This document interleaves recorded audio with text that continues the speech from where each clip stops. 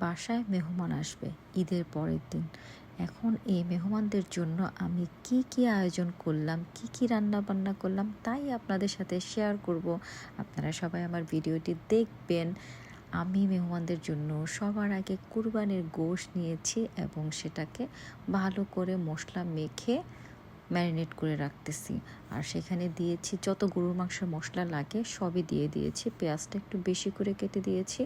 এভাবে অনেকক্ষণ মাখিয়ে রাখলে আমার কাছে সেই মাংসটা খেতে খুবই ভালো লাগে এবং আশা করি মেহমানও খুবই পছন্দ করবে। তো আমার মশলা মাখানো হয়ে গেছে।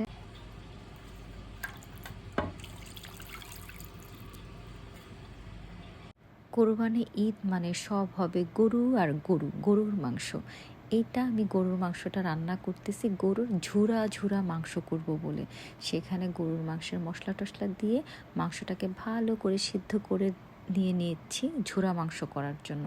আর এইখানে আমার গরুর মাংস বসানো হয়ে গেছে, অনেকক্ষণ রেখে দিয়েছিলাম, প্রায় আধ ঘন্টার উপরে হবে। এই যে দেখেন মাশাল্লাহ গরুর মাংস রান্নাও হয়ে গেছে।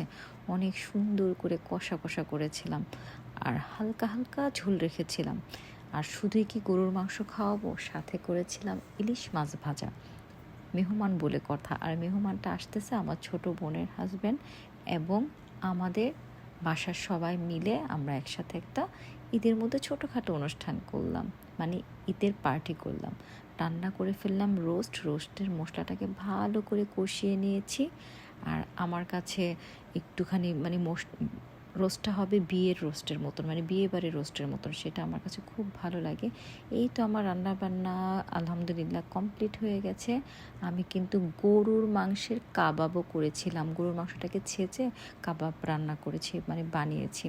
সাথে ছিল পোলাও, সালাদ, এই এভরিথিং যা থাকা দরকার তাই ছিল। এই হচ্ছে কলিজা ফ্যাপসা গরুর ভুনা। আর কুরবানি ঈদ বলে কথা, গরুর মাংসের নানান পদ না থাকলে ভালোই লাগে না। এই হচ্ছে গরুর মাংস কষা হয়ে গেল।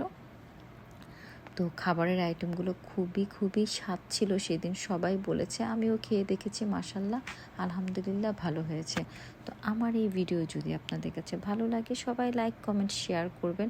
আর আপনারা মেহমানদের জন্য কি আয়োজন করে খাইয়েছিলেন তো সম্ভব হলে তা শেয়ার করবেন। সবাই ভালো থাকবেন, সুস্থ থাকবেন, সুন্দর থাকবেন, আর বেশি করে আমাকে সাপোর্ট করবেন। আর একটা কথা কি জানেন, রান্না বান্না এত কষ্ট করে করি কিন্তু পুরো ভিডিওটা ঠিক মতো নিতে পারি না, কারণ একা হাতে রান্না বান্না করে আবার গুছাইয়ে ভিডিও করা অনেক কষ্টকর।